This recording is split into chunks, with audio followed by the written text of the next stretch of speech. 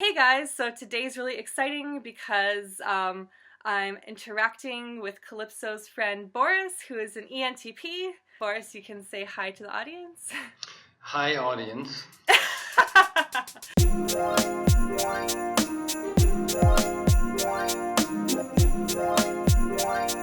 So yeah, this is cool because we have completely opposite cognitive functions, but in the same order. So we both start with an intuition cognitive function and then thinking and then feeling and then sensing, but they're all completely opposite in terms of introverted, extroverted. So yeah, this might be interesting to see how we should kind of like approach things in very different ways. So You are hopefully my that's shadow, apparent. right?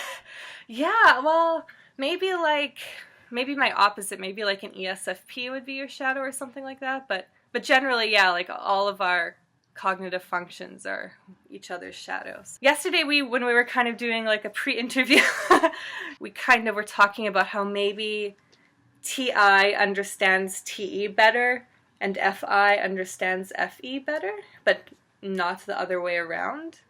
And I thought this was maybe kind of interesting, and this is something we can comment on. You know, you having TI and I having FI. Yeah, it was an interesting new concept that I kind of liked. I mean, there's some symmetry there, but it seems compelling because the more, I'm not saying more sophisticated, but the more complex inward-looking one is probably harder to discern from the external, but you can go reverse just because you need to interact with the external world. That's an interesting concept that I've never thought of, and a brilliant INTJ just dished it right out. That is FE right there.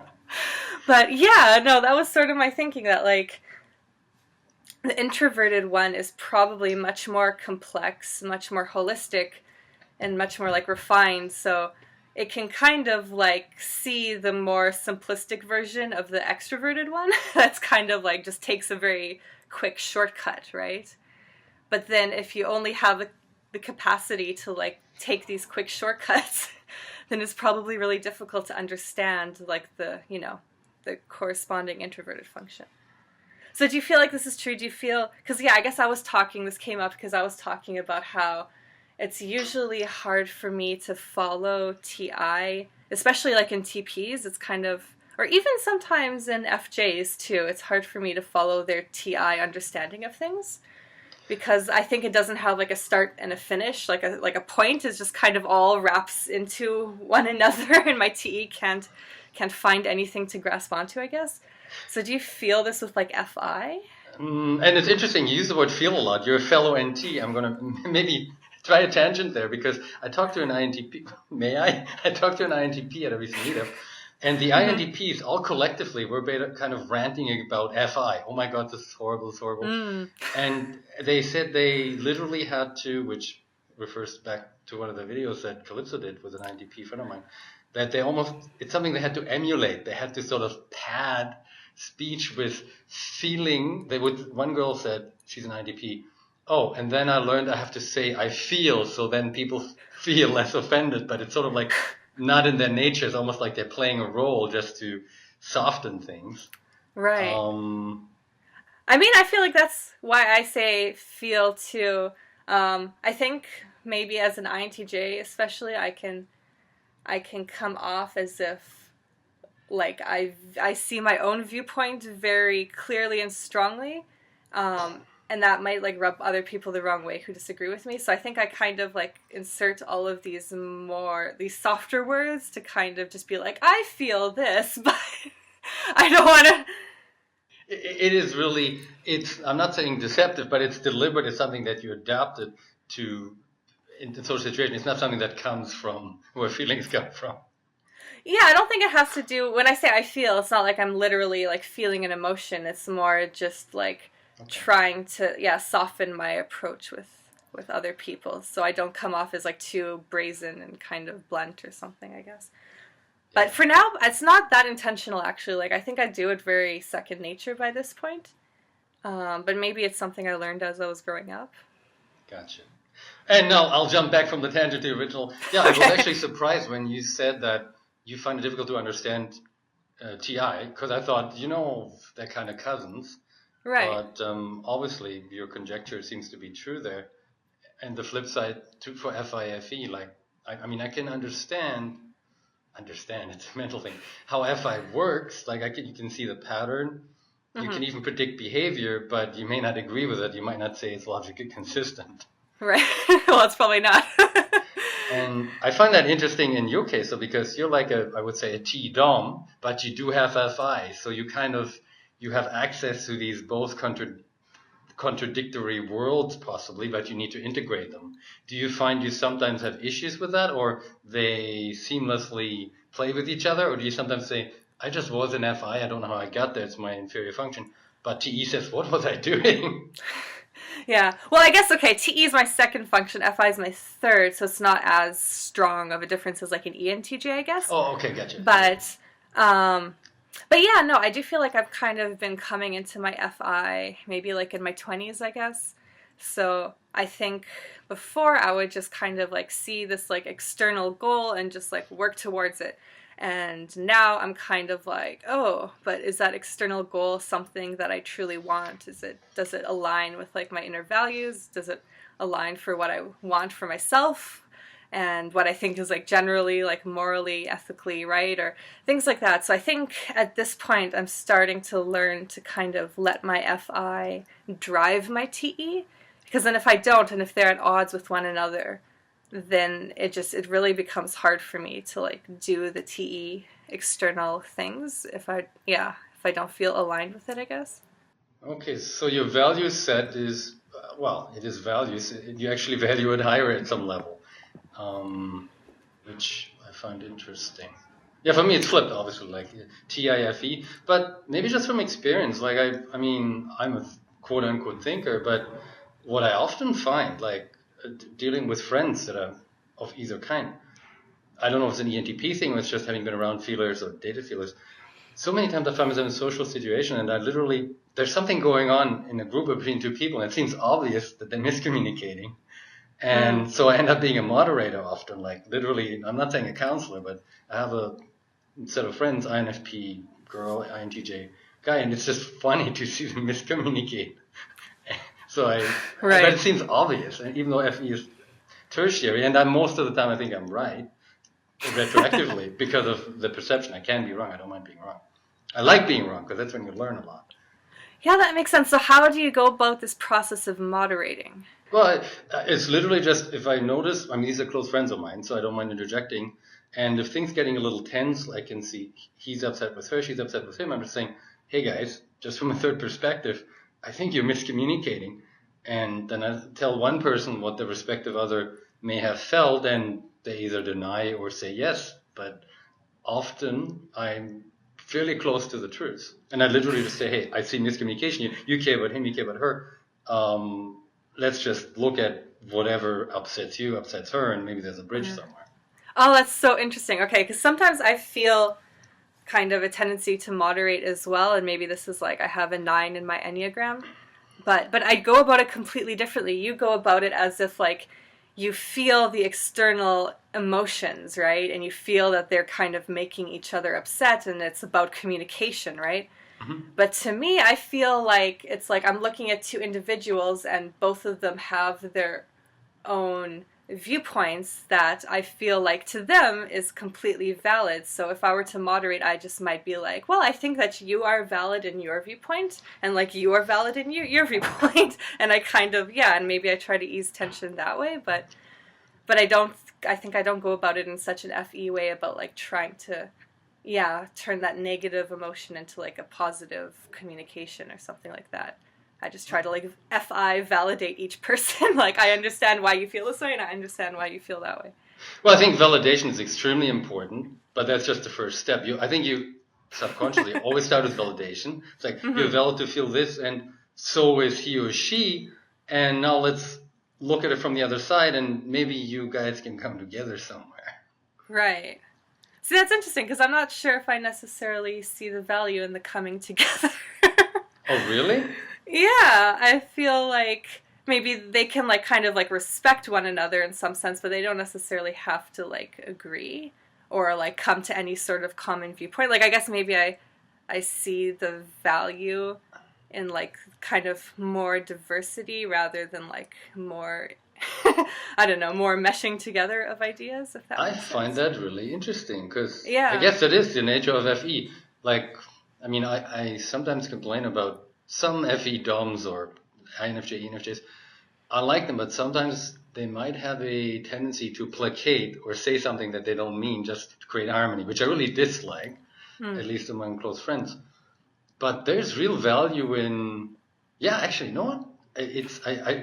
I step in because I dislike the dissonance between two friends of mine that have a conflict. Like I like conflict, but ultimately conflict is just a means to a resolution or to learning something, right? Oh my So gosh. Whoa, that's so interesting.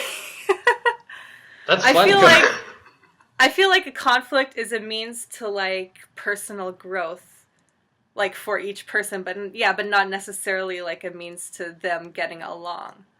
it's both for me. I mean, you learn Right. through conflict, but still at the end of the day, a final state is when you can say, I learned something, I learned from your perspective. And we kind of could sort of not fully agree, but I mean, forge some sort of understanding for the other that softens. You don't leave in a huff, right? Right. Okay, now this is interesting because actually you kind of segued quite nicely into another question I had. So, okay, there's this Michael Pierce video. He did a video on ESFJs, but in the first half of the video, he did this really interesting, the way he theorized, like, all of the different function axes.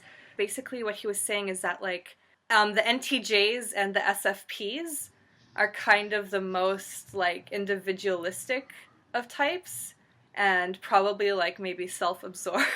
Too, which I kind of actually agree with, but then he's saying the NTPs and the SFJs are like the most democratic by nature and try to seek out like all like a very universal perspective.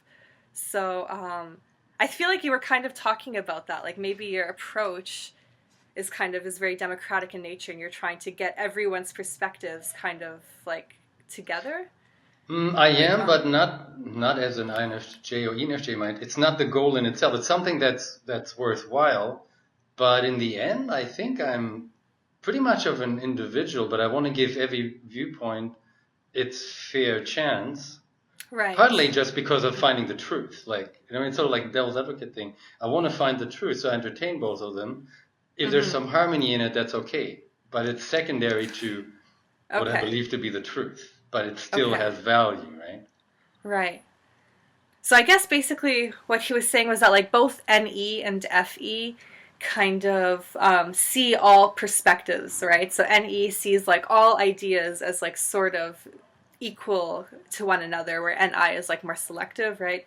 And then again, FE sees kind of like the entire emotional, social sphere and sees like everyone's kind of emotions as like equally valid, I guess. And then trying to kind of merge that in some sort of maybe TI, SI kind of one holistic perspective that like encompasses everyone. Where I guess he was saying for like the opposite cognitive functions is if SE and TE see that there's only like one reality, but that everyone can determine their own sort of viewpoints from it. So everyone has their individual NI, FI takeaways, but at the same time we're all looking at like the same reality. I don't know if I necessarily explained that I sort of very see well. it, but Okay. I kind of agree with what you're saying. Because in the end, I am individualistic, but I defer the decision to very late. Like, I mean, if I take in an information through NE or otherwise, um, I want to consider all the options because they offer insights. In the end, I will have an opinion, and that at that moment is my opinion, but it's never written in stone. Like, I Right. mean, it's sort of like it's my current view of the world. I was informed by all these, call it tangents or possibilities, but I definitely form one. I will have a preference, but I defer Mm-hmm. to very late a decision, which is transient. Right. But I guess does your preference sort of, is it very inclusive? Like it always tries to encompass maybe for all of humanity in some way? That's a strong statement. That's a stretch. Like, I mean, I care about the fate of humanity, Yeah, yeah, and yeah. for partially selfish reasons as well as to be fair, I want to consider them all, but it's a balancing act between individualism and Mm-hmm. what's good for the masses as a whole. But in the end, I will make an individual decision. But I would be hurting myself if I too early dug into something and said that's the truth, right? Yeah. Like Okay. it's half selfish, half self. No, I'm not saying selfless, but caring Right. about others. Okay. Yeah, that's interesting. I think I probably automatically assume my way of viewing things is the truth until I see otherwise. And I know that sounds really bad to say that externally, but I feel like that's just the way, yeah, my cognitive functions operate, I suppose. Whereas maybe it's the reverse for you. You kind of try to hold all options open until you kind of finally need to make some sort of conclusion. I would totally ditto that. I mean, your statement. Right. Okay, yeah. Yeah, that's really cool. I feel like I asked another TI user this in one of my interviews, but I'm curious to ask you this as well. So I guess earlier when I was talking about TEFI, I feel like FI sort of drives my desires in some way based on what I value. So do you feel that maybe TI derives your actions based on what you think is like logically consistent? Um, and this is where I label myself and test as ENTP. I'd say things have to be consistent in the end, but FE has a lot of weight in what I do. Like I care how it feels worldview, and not necessarily feeling, but feelings kind of relate to worldview. TI is just things have to be consistent. Like if I come up with something that's not consistent, then there's an issue there. But I don't think it's like that much stronger than FE would be in terms of making decisions. Interesting. So maybe it's actually FE in some regard? Yeah, I don't know if FE can hold values because FI is like the holder of individual values, but maybe that little bit of shadowing FI, if it lives there, it might have to go through FE because I do have, yeah, in the end, for example, relationships are more important than facts or wealth or whatever to me in the end of things. Right. But the thing I trust is consistency, Mm-hmm. which kind of relates to TI. Like if I want to model something, is like how could this be? I hate the word should because it's sort of very restrictive. TI is my weapon of choice, right? It's Mm-hmm. something I trust. Whereas if I was an FI user, I'd be like, whoa, these values are so arbitrary between you and the other INFP. So I would never trust it. And FE it's concerned for the world, but it doesn't try to build like a consistent model. Like Yeah. I don't know if I'm turning in circles, if that makes sense, but TI is sort of the torch that shines on everything and in the end makes the yay or nay decision with input from other functions. Right. Yeah, maybe in some ways, like, do you think your FE fuels, like, your pursuit of, like, some sort of TI consistency? Oh, you wonder whether the FE is aware of it? I guess I see the way that, like, my TE and FI sort of works in conjunction. Like, in that, yeah, that I kind of need to have, to let my FI sort of drive where my TE takes me. So I'm just wondering, like, do you feel that maybe your FE derives, I don't know, TI. yeah, the TI. It's hard for me to conceptualize since I'm not familiar I with those would agree with functions. your statement, even though it kind of breaks the symmetry, because for both of us, even though we're thinkers, it sounds like the F, which is on third, is in the Hmm. driver's seat in terms of motivation, and the other Yeah. is sort of the checker or the one that makes sure there's validity to it by whatever we trust, which for me is Hmm. TI. Hmm. Um, I would agree with that. I would agree with Okay. that. That's interesting, yeah. I think when making decisions, it's kind of like maybe the feeling is just like this base level. Like, okay, if the feeling function agrees with that, then we can bounce off and probably we have much more refined use of our thinking function to then make the complete decision. So I don't, yeah, it's not like we're necessarily feelers in that regard. but I feel like maybe now that we've just like, we're not like in adolescence anymore, but we integrated that feeling function within us. It just is like, yeah, it's this maybe like base level before we before we go off into the thinking realm. I agree with that. That's an interesting Cool. observation. Okay, no, that's really cool. So in a sense, the third function is not necessarily in control, but it's where the soul lives or where the values. Yeah. Okay, actually, I think Calypso said this was like the third function slot is called, what is it called? It's called the hidden agenda or something, because I think like to the external world, people might not really see that we have that third function very strongly within us, but it actually does reside quite strongly within us. So maybe that's it. It's kind of like, it's not like a huge part of our psyche, but yet it is kind of like our hidden agenda and kind of drives some of our motivations in a way. I like that term because I would have said motivator, and you said Right. that. I really like that description. Calypso. Yeah, thanks, Calypso.